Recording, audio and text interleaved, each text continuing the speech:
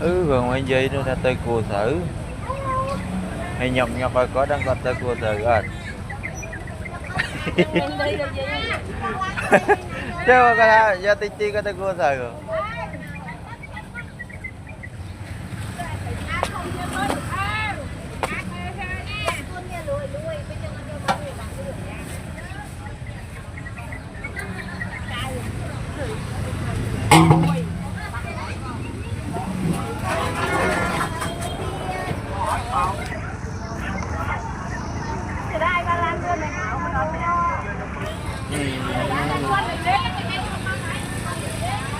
gương sấy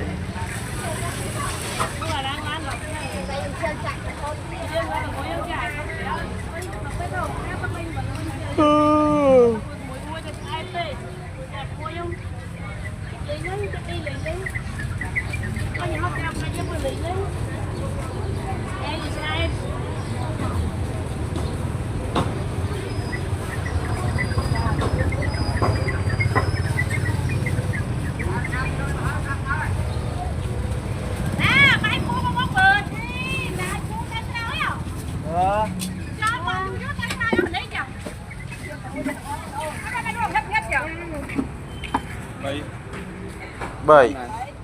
anh bay phun rồi